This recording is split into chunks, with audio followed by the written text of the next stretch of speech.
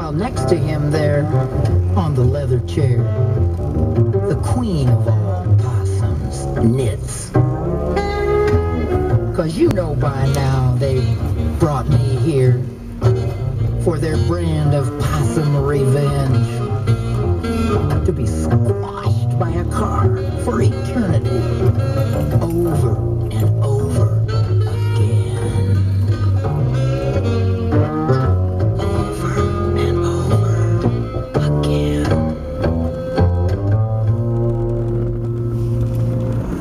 Okay, it is Friday the 3rd.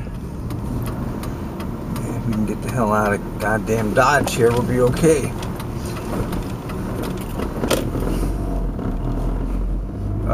Yeah, Friday the 3rd, February, 21 days left before I get a nice big long break, possibly permanent. And I guarantee you that it's gonna drag. This last 21 days is gonna drag.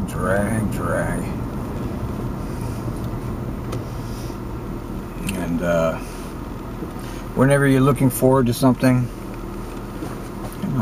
Jesus, just get your ass out there and move. Whenever you're looking forward to something and you want the time to go fast, it doesn't.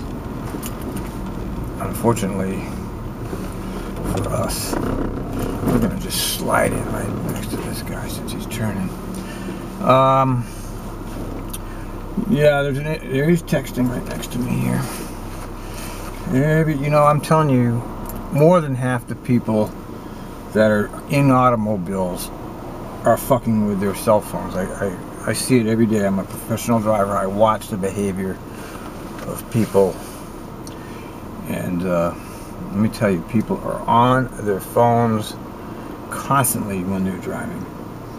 It's hard not to. You can't put the cat back in the bag. It's not going back in the bag. You can't enforce. Those are unenforceable rules. You can't do it. You're not going to be able to enforce those particular set of rules because there's too many people doing it, you know. And that's just the way it is, you know. You can make a big deal out of the bus drivers doing it, but it's everybody else is doing it, and they're just as dangerous as the bus drivers. They're no less dangerous than us because they're driving around with guided missiles or unguided missiles. Okay, so it's no difference as far as I'm concerned. I can't see. Of course, the only people they can pick on are the bus drivers. The rest of the world kind of gets a pass on the cell phone thing. But bus drivers are the popular target in all kinds of ways now. It's very easy to pick on, very easy targets. Which leads me to the debate over the transportation bill in Congress, which everybody's whining about right now. And I am not particularly upset over the derailing of the money from the Republican Wacko Party, and I'm not a Republican Wacko Party supporter. But the way I see it right now is that we don't get anything out of it anyway. I mean, look at the state of affairs of transit in America. 80% of the transit districts are cutting. Okay, where's he going?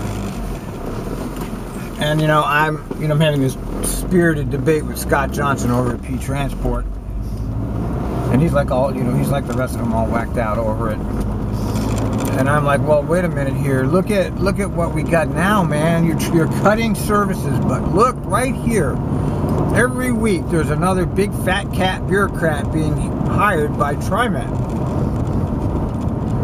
And when you question about it, they go, oh, that's all funded by federal dollars. You see, it's all federal. In other words, we can hire all these executives and do whatever we want because the federal government, the services, that's we have to pay for that. See, we have to pay to provide actual services to people. But the federal government funds all this other stuff So we can spend it as we wish. You see, and that's got to, and I say stop the madness. I say fuck that. I'm with the conservative movement. They're funding shit that people don't need anyway. So get rid of it. It's better to go into roads than what's going into now. I mean, they're just wasting it. I mean, look at TriMet as your example of the federal funding problems. They're talking about cuts and all of this, union pensions, blah, blah-de-blah. But if you're watching at all, if you're paying any attention at all, what you see, that's a great place to break down. What you see, of course, is they're hiring like mad. They're hiring loads and loads and loads of executives. There's no slowdown in the hiring of the executive class. All funded by the Fed, supposedly. I don't know if you can believe anything that TriMet says, but that's the line, is that, oh yeah, this is all funded by the Fed. And that's your proof right there. That's your proof that what the federal government is funding is completely useless to transit riders. Okay, you have the proof. That's exactly what we're talking about. They're not funding anything that's of any use to anybody. They're building bridges and, you know, transit bridges and rail lines. That's not helping anybody, especially in this community. It's just moving people from the bus service to the rails. They're not changing anything, really. Oh, it'll be a little bit faster to get to Portland now. So fucking what? So that's worth $1.5 billion so people can get to Portland a little bit faster? Fuck no. Take the damn bus. Instead of spending that $1.5 billion on that stupid light rail line, add another goddamn lane of traffic. And make it for buses during rush hour, and then the rest of the time is for the public. That would be much more efficient. That would be much more utilitarian. It would be allow other modes of transport to use it. The way they're setting this up here, well, it's only going to be good for rail. So everybody else is. It's bad. It's not good. So I'm not against what the wacko Republican Party is doing, because what we have now is dysfunctional anyway. Of course, all the special interests that are getting the fat cat contracts out of the feds now are crying, oh, they're gonna ruin everything for America. It's like we've already got it ruined. It's already ruined. Nothing the federal government sticks its hand in is of any value to anybody in the long run. Hasn't anybody noticed that? They say, here, we'll give you money to expand your rail. Basically, they'll give you money to hand to these private companies so that they can make a whole bunch of money on the pork barrel. That doesn't help anything, because now the localities have to pay to run it. And when they don't have the money to pay to run it, guess who gets cut? That's right, the bus service. Because they've guaranteed to the feds they're going to run this for the next 20 years or so. See, these transit districts have sold their souls to the federal government because they get to play with all this money. Don't forget, this money goes into the banks. It goes into the bank of TriMet. And they do all kinds of crazy shit with it, my friends. They loan it out, they collateralize it, they derivatize it, they hypothecate it. Who the hell knows what they do with all the damn money they have? All I know is that they have a hell of a lot of money and they mess around. Watch a TriMet board meeting sometime. And what you'll see, boy, traffic problems. Watch out. Going slower and slower. Yikes, what's going on here?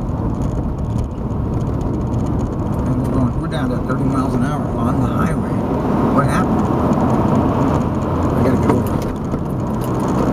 Okay, finally. I don't know what's going on. The eastbound traffic is really backed up. Look, it's all backed up all the way over here. Now it speeds up. I wonder what causes that. It's like a bunching thing. Anyway, I put forth the argument that what the federal government is doing now is dysfunctional anyway, so whatever they do or change is really not going to hurt anybody anyway. And that's my argument. It's like, okay, they're making a whole big deal out of it, but in reality, if you boil it down to actual people that need transit, they're not going to be affected by any of this because none of the money ever goes to them anyway. It goes to the executive class, the construction. It doesn't help them with services. And TriMet is your example because they're losing service in the TriMet service area. Service is decreasing. Okay? They have all this fucking money, and all they're really succeeding in doing is moving people from the bus service to the rail service. That's all they've been doing in the last however many years they've been doing this. The only new area that was covered was Wilsonville. Everything else was served by bus service. So yeah, the West, for example, sure, it's a great mode of transport. I fully agree. It's wonderful. People would rather have that than the 76. Now, if they had 76 buses running every goddamn 10 minutes like they should have been doing, it wouldn't have been a big deal. If they had upgraded their buses to decent class buses, it wouldn't have been a big deal in the first place. But they didn't do that, did they? They decreased the service. Why? So that people would take the West. Doesn't anybody understand the amount of social engineering that TriMet engages in here? It's blatant, but you have to understand it. People don't realize what's happening in front of their faces. If you cut bus service, you increase rail ridership. All right, it's just obvious logic, and it fits into their little scheme of things here. They want to keep that money coming in. They're a rail town because that's where they make big mucho bucks. Anyway, see now, look straight ahead of me here. It's wide open. In the past, this would have been all backed up all the way to 217 there, but instead, it's wide open where traffic is moving fast. I'm going 60, even though the speed limit, I guess it's 55. I mean, the traffic is moving. Now, this is what they should be doing. Okay, now they say, oh, well, if you make bigger highways, it will fill up. So fucking what? Let it fill up. Let it fill up. What do you care if it fills up? As long as you keep moving. You have to give people what they prefer. You can't force them into this other shit. I'm against this social engineering shit here. Anyway, that's my point on that. And I look at the Heritage Foundation article, and I posted it to Portland Transport, and I think it's very relevant. And they'll go, oh no, it's the Heritage Foundation. Oh my God, no! You can't take every single thing that comes out of the conservative think tanks as bullshit, because it's not. There's a lot of points within this stuff that make sense. For example, the continual financing of all these projects. You can't just keep building up debt. Doesn't anybody understand that? Debt does not go on forever. It's all going to come crumbling down anyway. This is our first backup since we've been on. See, this stretch of highway would have been going 15 miles an hour. But thanks to the beauty of highway funds, it's open. Now, why shouldn't people want that? Shit, these people are not riding TriMet. They're driving in their car because TriMet doesn't work for them. These people probably aren't going downtown. They have other places to go. They don't want to live by the transit system. They want to have their own flexibility. It's not a bad thing, you know. I support transit, but I support reasonable transit. We don't have that here in this city. Okay, we have special interest transit. Transit that's for special interests and developers. The biggest benefactors of all of this stuff are these transit-oriented development fucking developers, man. They make fortunes on TriMet shit.